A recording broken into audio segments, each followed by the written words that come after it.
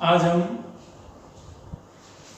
राष्ट्रपति की आपातकालीन शक्तियों के बारे में देखेंगे। पिछली क्लास में अपन ने राष्ट्रपति का निर्वाचन कैसे होता है वो देखा था। अब राष्ट्रपति की आपातकालीन शक्तियों के बारे में देखेंगे। राष्ट्रपति की जो आपातकालीन शक्ति है, ये संविधान के जो भाग है 18 में 352 से लेकर 360 तक राष्ट्रपति की आपातकालीन शक्तियां दी हुई है। और राष्ट्रपति को जो आपातकालीन शक्ति है, ये 3 प्रकार की आपातकालीन शक्तियां हैं। देखो कौन कौन सी है। नंबर 1 राष्ट्रीय आपातकाल। राष्ट्रीय आपातकाल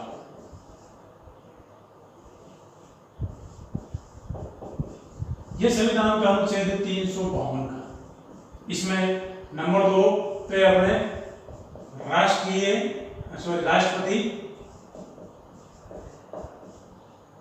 राष्ट्रपति शासन, ये 356 में है इसका जिक्र। इसके बाद में वित्तीय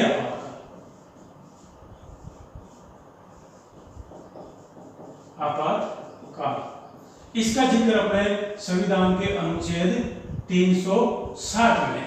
तो ये 3 तरह के आपातकाल है। अपन सबसे पहले राष्ट्रीय आपातकाल के बारे में देखते हैं। राष्ट्रीय आपातकाल, इसके बारे में देखते हैं कि राष्ट्रीय आपातकाल लागू अगर किया जाता है तो उसके कारण क्या है, कौन राष्ट्रीय आपातकाल लागू करता है, कितने समय तक लागू होता है, कब इसे वापस लिया जा सकता है और इसका क्या प्रभाव पड़ता है, इन सब के बारे में अपन बिंदुवार बारीकी से अध्ययन करेंगे। पहला इसका कारण देखेंगे। उसके बाद में घोषणा कौन करता है, उसके बारे में देखेंगे। फिर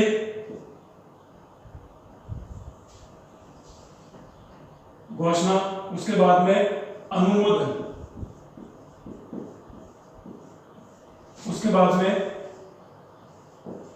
समय अवधि कितने समय तक ये लागू रहता है। उसके बाद में वापस या समाप्त कौन करता है। इसके बाद में आता है इसका प्रभाव। तो देखो इसमें यह एक क्षेत्र और लिखो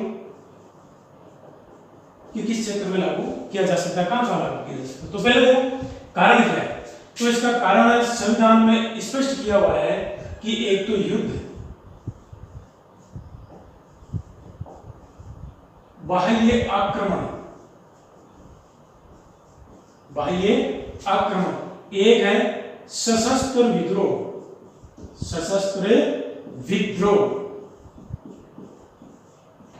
ये सशस्त्र विद्रोह जो शब्द है, ये 44वें संविधान संशोधन से जोड़ा गया। इससे पहले जो था, इसकी जगह आंतरिक अशांति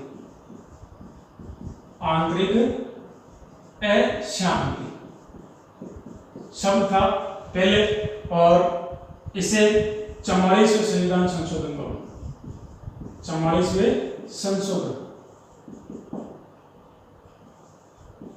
जो 1978 में हुआ था, इस संशोधन द्वारा आंतरिक विद्रोह की जगह ये शब्द सशस्त्र विद्रोह जोड़ा गया। अब देखो युद्ध और बाह्य आक्रमण के दौरान जो राष्ट्रीय आपातकाल लागू किया जाता है, तो इसे अपन कह सकते हैं बाह्य आपातकाल। बाह्य आपातकाल देश में कोई बाहरी आक्रमण हो जाए या युद्ध हो जाए अन्य राष्ट्रों से, तो बाह्य आपातकाल के नाम से जाना जाएगा।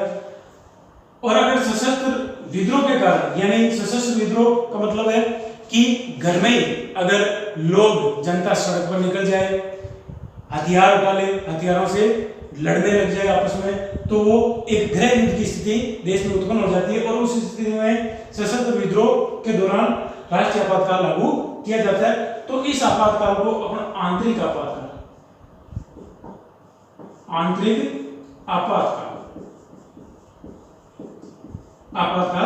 कह सकते हैं। तो ये इस प्रकार आपातकाल लागू किया जाता है।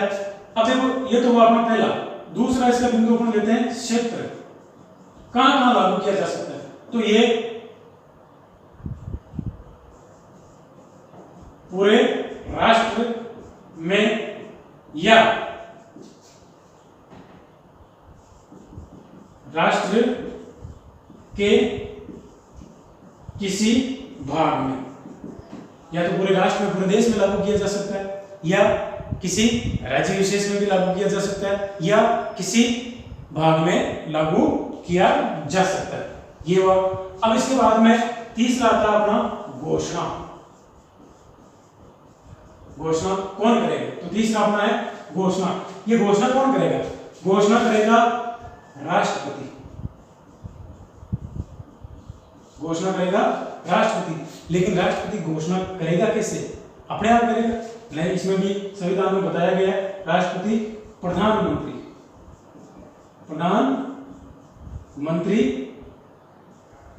की सलाह से। ये बात है पहले की।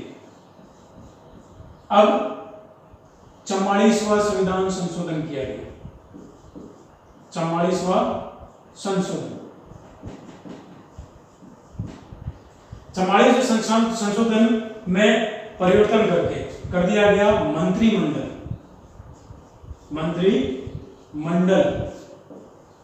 की लिखित सलाह। यानी अब अगर राष्ट्रपति शासन की राष्ट्रीय आपातकाल की अगर घोषणा करनी है तो उसके लिए मंत्रिमंडल की लिखित सलाह आवश्यक है, तो ही राष्ट्रपति राष्ट्रीय आपातकाल की घोषणा करता है। ये थी पहले की स्थिति और ये है अब की स्थिति। अब 44वें संविधान संशोधन के द्वारा ये संशोधन किया गया कि मंत्रिमंडल की सलाह से ही राष्ट्रपति राष्ट्रीय आपातकाल की घोषणा कर सकता है। अब इसके बाद में अपना चौथा पॉइंट आता है अनुमोदन।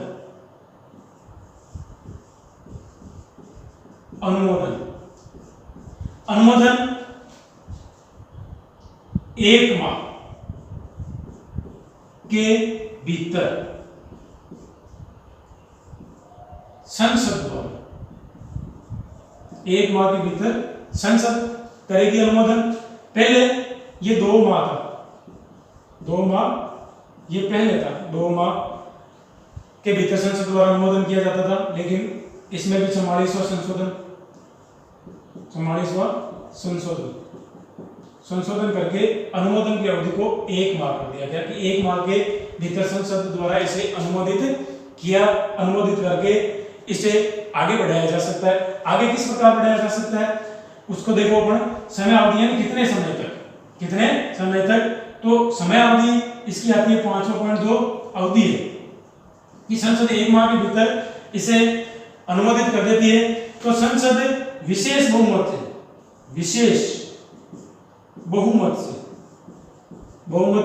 से पारित कर एक बार में इसे 6 माह बढ़ा सकती है। और फिर अगर 6 माह बाद बीतने के बाद और इसे आगे बढ़ाना है, परिस्थिति अनुकूल नहीं होती है कि आगे बढ़ाना जरूरी है, तो संसद दोबारा पारित करेगी और दोबारा पारित करके फिर से 6 माह के लिए बढ़ा सकती है। तो इस प्रकार संसद हर 6 माह बाद इसे पारित करके संसद में इसे अनंत काल तक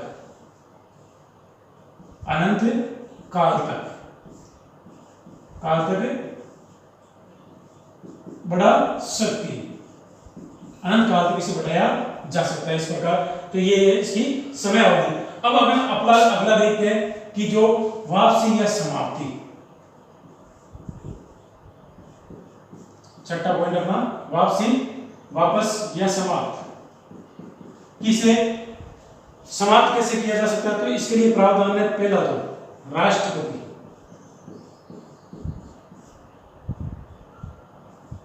द्वारा कभी भी समाप्त किया जा सकता है, पहला। दूसरा कि लोकसभा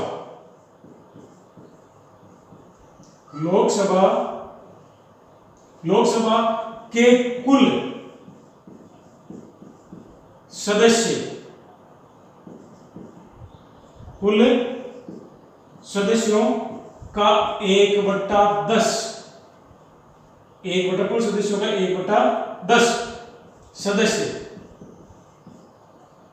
हस्ताक्षर सहित लोकसभा अध्यक्ष को सूचित करेंगे। क्या करेंगे? सूचित करेंगे। यानी लोकसभा के कुल सदस्य उसका 1/10 सदस्य हस्ताक्षर सहित प्रस्ताव लेकर उस प्रस्ताव समाप्ति के प्रस्ताव की सूचना किसको देंगे? लोकसभा अध्यक्ष को। लोकसभा अध्यक्ष को ये सूचना देने के 14 दिन बाद 14 दिन बाद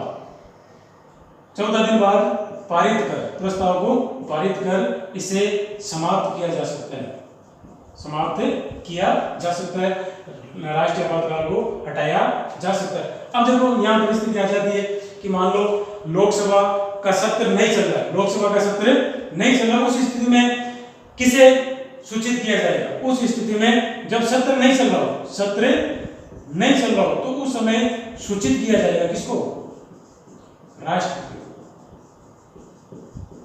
अगर सत्र चल रहा है तो उस समय अध्यक्ष सूचित करके ये प्रस्ताव लाया जा सकता है और राष्ट्रीय आपातकाल को समाप्त किया जा सकता है। अब देखो अपना प्रभाव कि इसका क्या प्रभाव पड़ता है उसके बारे में देखो। ये महत्वपूर्ण बिंदु है और इसे ध्यान से देखना, इससे अच्छे सवाल बनते हैं और हर प्रतियोगी परीक्षा में इसमें से सवाल पूछे गए। तो इसको अपन 2 प्रकार से देखते हैं। एक तो केंद्र राज्य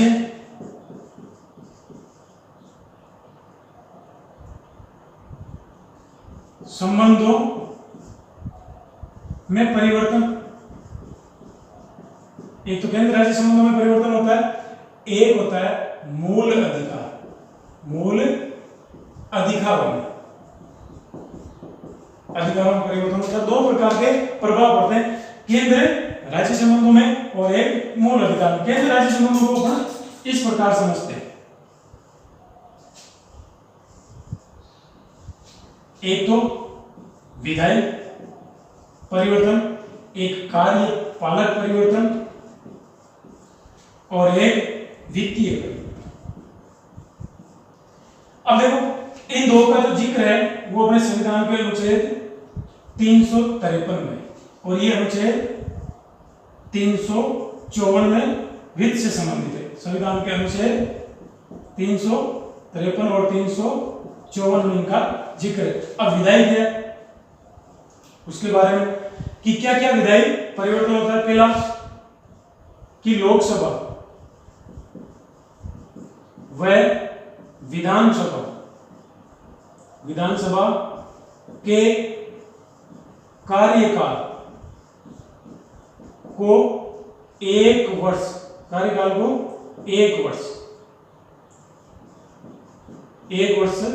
तक बढ़ाया जा सकता है। 1 वर्ष तक बढ़ाया जा सकता है संसद द्वारा। संसद क्या कर सकती है कि मान लो आपातकाल लागू है और आपातकाल की घोषणा के बाद विधानसभा या लोकसभा का कार्य 5 वर्ष का जो कार्यकाल है वो पूर्ण होने वाला हो या पूर्ण होने वाला, तो उस स्थिति में क्या होगा कि चुनाव कराना तो संभव होगा नहीं, तो उस स्थिति में लोकसभा और विधानसभा के कार्यकाल को बढ़ाने की शक्ति संसद को मिल जाती है और संसद एक बार प्रस्ताव पारित करके इसे 1 वर्ष के लिए बढ़ा सकती है।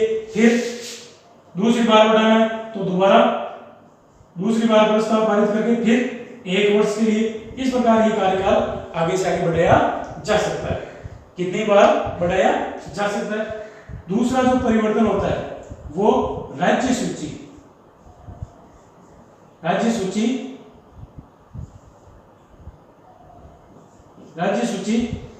के विषयों पर केंद्र कानून बना सकता है। केंद्र को कानून बनाने की शक्ति मिल जाती है। अब देखो इसमें अगर संसद का सत्र चल रहा है तो केंद्र सरकार राज्य सूची के विषयों पर कानून बना सकती है। अगर सत्र नहीं चल रहा है, सत्र नहीं चल रहा है, उस स्थिति में राष्ट्रपति राज्य सूची के विषयों पर अध्यादेश जारी कर सकता है। यानी संसद का सत्र चल रहा है तो केंद्र सरकार कानून बना ही लेगी, अगर सत्र नहीं चल रहा है तो ये कानून बनाने की शक्ति किसको है? राष्ट्रपति को। राष्ट्रपति राज्य सूची के विषयों पर अध्यादेश जारी करके कानून बना सकता है। अब देखो कार्यपालक शक्ति। कार्यपालक शक्ति का मतलब होता है कि राज्य सीधे केंद्र सरकार के नियंत्रण यानी राज्य सरकारों पर केंद्र सरकार का पूरी तरह से क्या हो जाता है? नियंत्रण हो जाता है। केंद्र सरकार के दिशा निर्देशों के अनुसार राज्य में सरकार चलाई जाती है। यानी यहाँ जो संघात्मक स्वरूप था, संघात्मक ये जो स्वरूप था ये किसमें बदल जाता है? एकात्मक में।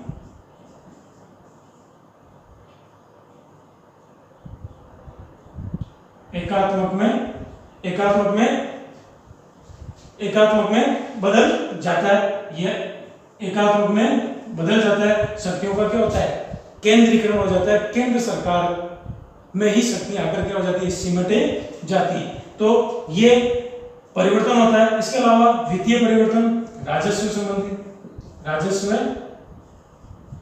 या करों संबंधी जो परिवर्तन है, राज्य और केंद्र के जो बंटवारा है राजस्व संबंधी, उसमें भी केंद्र सरकार कानून बनाकर क्या कर सकती है? परिवर्तन कर सकती है। तो इस प्रकार ये परिवर्तन होता है केंद्र राज्य के संबंधों में। अब देखो मूल अधिकारों के बारे में।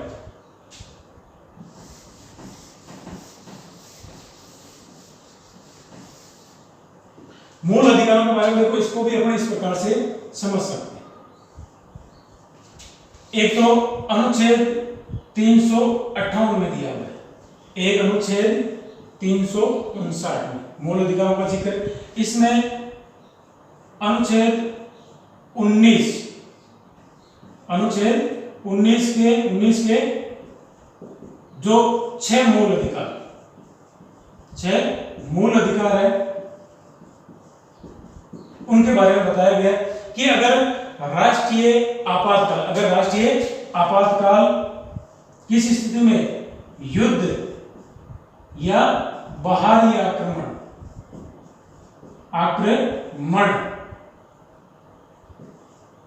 आक्रमण की स्थिति में लागू हो, तो इस स्थिति में इसके जो 6 मूल अधिकार है वो स्वतः निलंबित हो जाते हैं। स्वतः निलंबित हो जाते हैं। अगर आपातकाल किस स्थिति में लागू हो? सशस्त्र विद्रोह की स्थिति में, तो ये स्वतः निलंबित नहीं होते हैं। इन्हें निलंबित राष्ट्रपति द्वारा आदेश जारी करके निलंबित करना पड़ता है। अगर युद्ध और बाहरी आक्रमण के कारण अगर आपातकाल, राष्ट्रीय आपातकाल लागू किया है, तो ये जो मूल अधिकार है 19 में दिए हुए 6 मूल अधिकार नागरिकों के, ये स्वतः निलंबित हो जाते हैं। अगर सशस्त्र विद्रोह की स्थिति में किया तो ये स्वतः निलंबित नहीं होते। बाकी के इनको छोड़कर बाकी के जो शेष है मूल अधिकार, उनका जिक्र अनुच्छेद 359 में किया हुआ है। इसको भी अपन 2 प्रकार से समझ सकते हैं। एक तो अनुच्छेद 20 और 21, और इसमें 20-21 को छोड़कर अन्य जो मूल अधिकार, ये 20-21 है, इन्हें निलंबित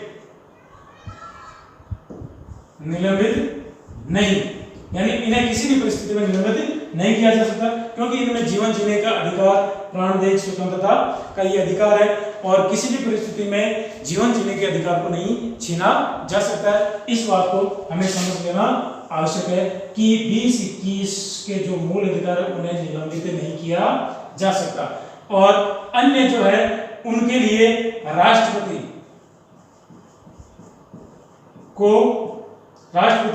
द्वारा निलंबन का आदेश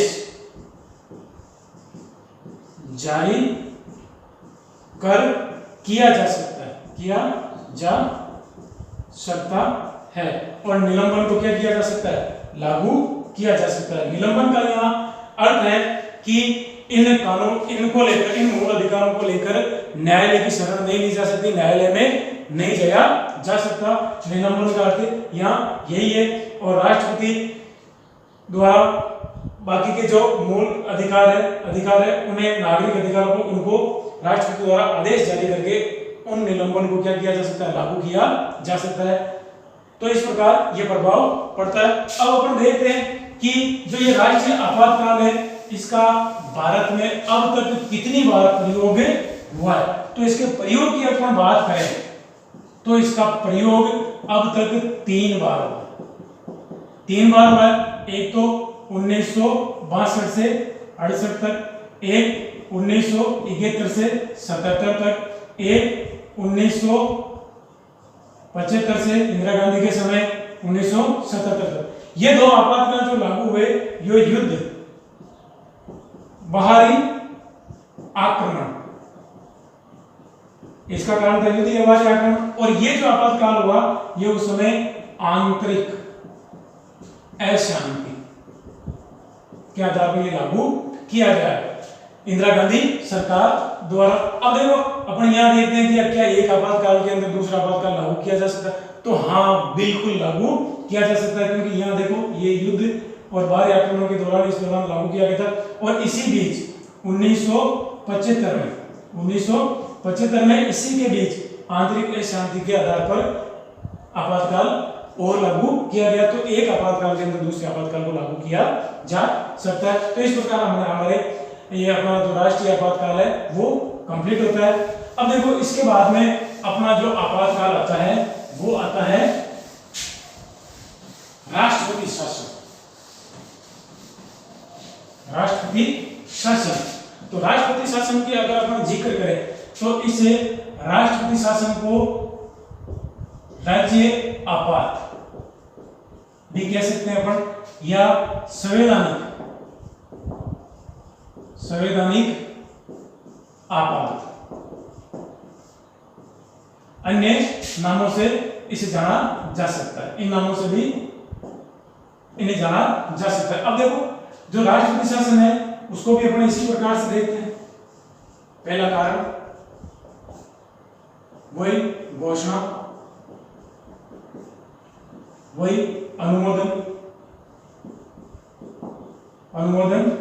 व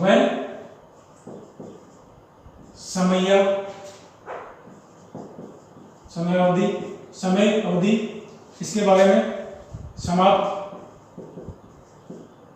या वापस, इसके बाद में प्रभाव। तो इन पॉइंटों के माध्यम से अपन समझेंगे कारण क्या है। एक तो कारण है अनुच्छेद 356 स्वयं कारण है। इसमें बताया गया है कि संवैधानिक तंत्र के विफल होने पर राष्ट्रपति क्या कर सकता है, राष्ट्रपति शासन राज्य में लागू कर सकता है।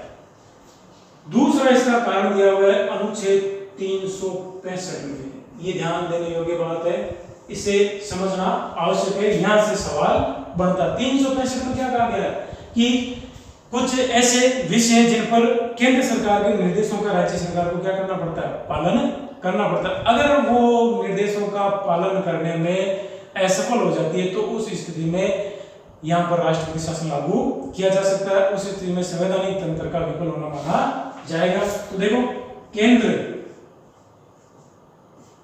के निर्देशों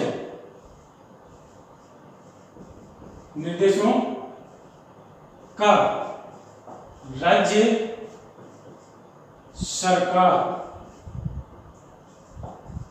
पालन करने में असफल होने पर राज्य में राष्ट्रपति शासन को लागू किया जा सकता है। अब लागू घोषणा करेगा कौन, राष्ट्रपति करेगा। कौन करेगा, राष्ट्रपति करेगा। 2 नंबर अपना घोषणा कौन करेगा, राष्ट्रपति करेगा। लेकिन राष्ट्रपति घोषणा किसकी सलाह से करेगा, तो वो है राज्यपाल। राज्यपाल या अन्यथा प्राप्त रिपोर्ट के आधार पर, रिपोर्ट के आधार पर, भाई घोषणा का आधार क्या होगा, अन्यथा प्राप्त रिपोर्ट के आधार पर, कि अगर राज्यपाल राष्ट्रपति को सूचित करे कि राज्य का संवैधानिक तंत्र पूरी तरह से विफल हो गया है, तो उस स्थिति में, या राज्यपाल के अलावा भी अन्यथा कोई राष्ट्रपति को ऐसी रिपोर्ट मिलती है संवैधानिक तंत्र की विफलता की, कि सरकार कानून के अनुसार, संविधान के अनुसार नहीं चलाई जा रही है, तो भी राष्ट्रपति द्वारा राष्ट्रपति शासन राज्य में लागू किया जा सकता है। अब देखो ये राष्ट्रपति इसकी घोषणा करता है। अब देखो घोषणा करने के बाद इसका अनुमोदन कितने समय में, यानी जो राष्ट्रपति शासन है उसका संसद को 2 माह के भीतर, कितने माह के भीतर, 2 माह के भीतर संसद को क्या करना होगा, अनुमोदन करना होगा। 2 माह के भीतर संसद द्वारा अनुमोदित करके इसे एक बार में, कितनी बार में, एक बार में 6 माह के लिए आगे बढ़ाया जा सकता है। 6 माह बाद पुनः अगर आगे बढ़ाने की आवश्यकता है तो दूसरी बार भी संसद द्वारा क्या करना होगा, पारित करना होगा। संसद द्वारा क्या करना होगा, प्रस्ताव पारित करके फिर से 6 माह के लिए बढ़ाया जा सकता है। इस प्रकार किसी राज्य में अधिकतम 3 वर्ष तक लागू रखा जा सकता है राष्ट्रपति शासन। अब देखो इसमें भी कुछ संशोधन किया गया 44वें संविधान संशोधन द्वारा। 44वां संशोधन,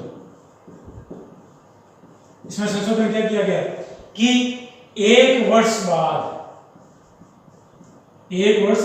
बाद जो आपातकाल है उसे निम्न कारणों से बढ़ाया जा सकता है। उसके कुछ कंडीशन रख दी, शर्तें रख दी कि अगर ये कारण हो तो ही उसे बढ़ाया जा सकता है, अन्यथा नहीं बढ़ाया जा सकता। एक तो कारण क्या है कि राज्य में 352 के तहत राष्ट्रीय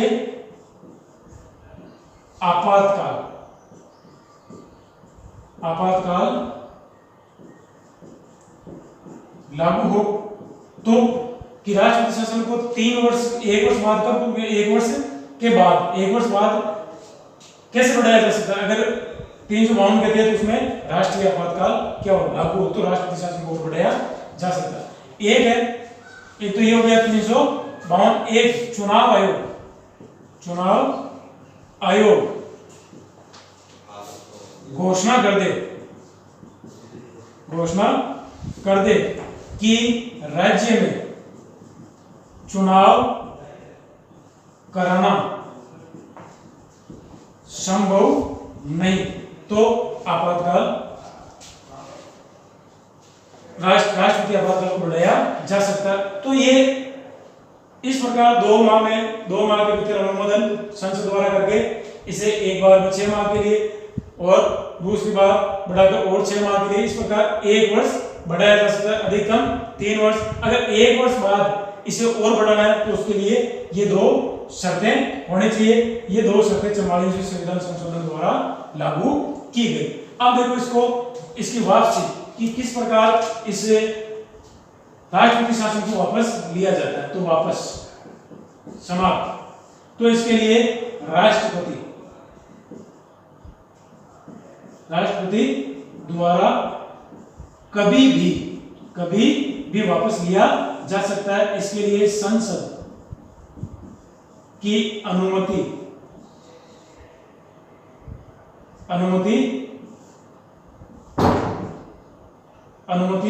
आवश्यक नहीं, किसी की अनुमति की आवश्यकता नहीं। बिना अनुमति के राष्ट्रपति जब चाहे तब इस राष्ट्रपति शासन को वापस ले सकता है।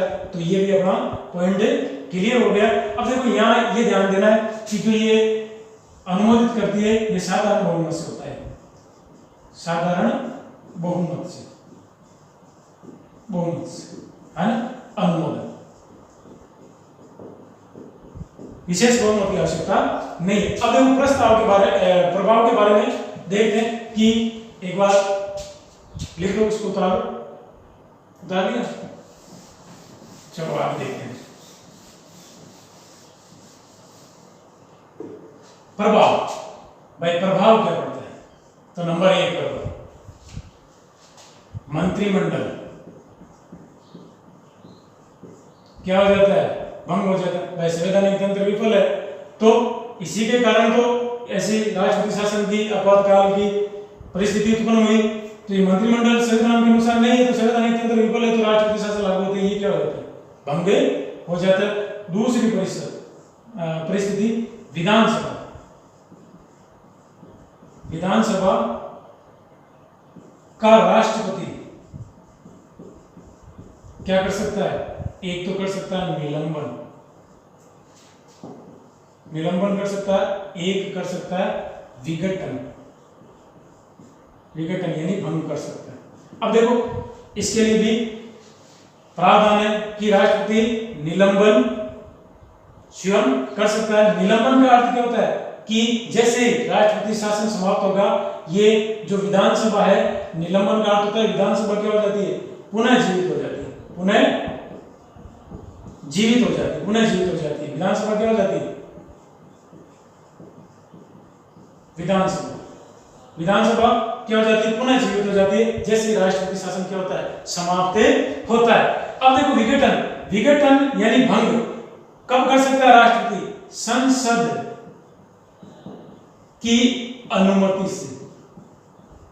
इसके लिए अनुमति की आवश्यकता नहीं है, लेकिन इसके लिए अनुमति की आवश्यकता है। अगर विधानसभा को भंग करना हो तो संसद की अनुमति से इसे भंग कर सकता है।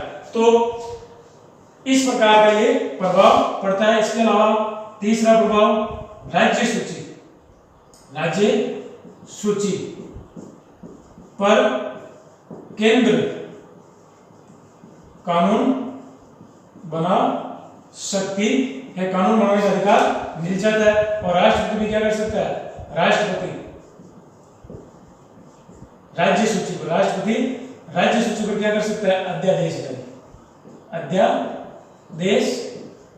जारी कर सकता है। अध्यादेश जारी करके राष्ट्रपति भी, अगर संसद का सत्र चल रहा है संसद बना देगी, सत्र नहीं चल रहा है तो राष्ट्रपति अध्यादेश जारी करके कानून बना सकता है राज्य सूची के विषय पर।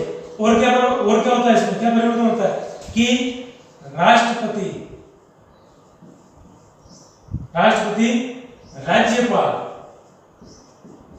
राज्यपाल के माध्यम से राज्य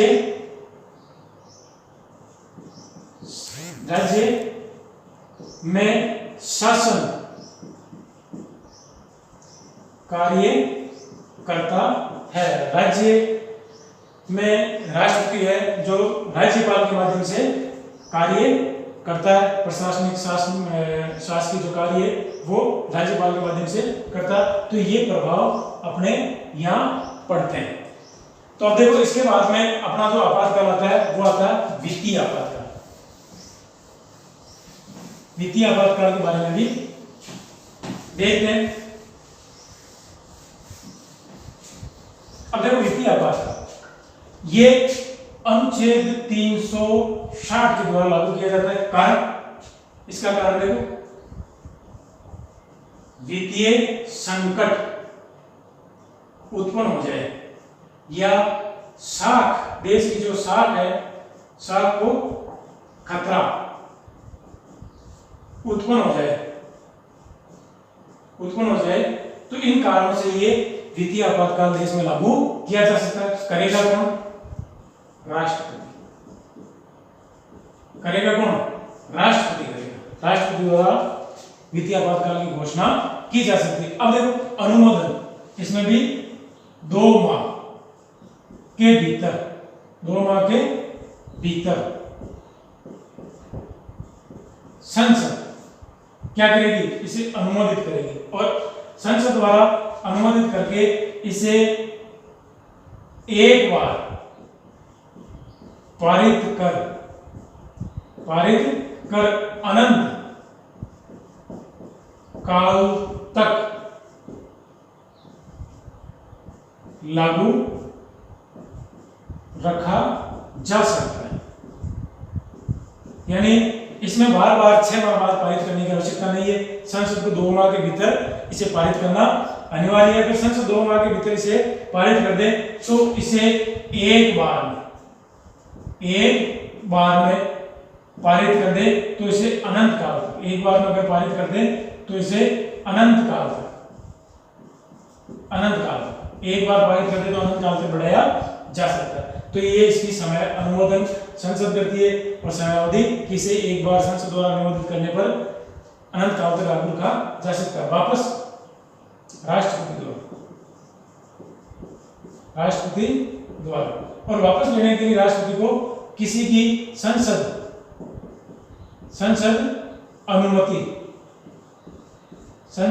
अनुमति आवश्यक नहीं, संसद की अनुमति की कोई जरूरी नहीं। राष्ट्रपति जब चाहे तब इस आपातकाल की समाप्ति की घोषणा कर सकता है। अब देखो वही प्रभाव क्या पड़ता है। तो प्रभाव के बारे में यहां देखते हैं अपन कि वित्तीय आपातकाल के दौरान क्या प्रभाव पड़ता है। तो नंबर 1, खर्चों में कटौती। खर्चों में कमी की जा सकती है। जो सरकारी खर्च है उस खर्चे में राष्ट्रपति द्वारा आदेश जारी करके खर्चों में कमी की जा सकती है। दूसरा, वेतन भत्तों में कटौती। यानी वित्तीय आपातकाल के दौरान न्यायाधीशों के वेतन में भी क्या की जा सकती है, कटौती की जा सकती है। क्योंकि अगर सामान्यकालीन स्थितियों में देखें अपन तो न्यायाधीशों के वेतन में कटौती नहीं की जा सकती सामान्य परिस्थितियों में। लेकिन वित्तीय आपातकाल के दौरान राष्ट्रपति द्वारा सर्वोच्च न्यायालय के या उच्च न्यायालय के मुख्य न्यायाधीश या अन्य न्यायाधीश यानी न्यायालय के न्यायाधीशों के वेतन में कटौती की जा सकती है। वेतन में कटौती की जा सकती है। इसके बाद में अपन आगे देखें तो राज्य के वित्तीय बजट को अपने पास मंगवा सकता है। और वित्तीय आपातकाल के दौरान संसद को कानून बनाने का अधिकार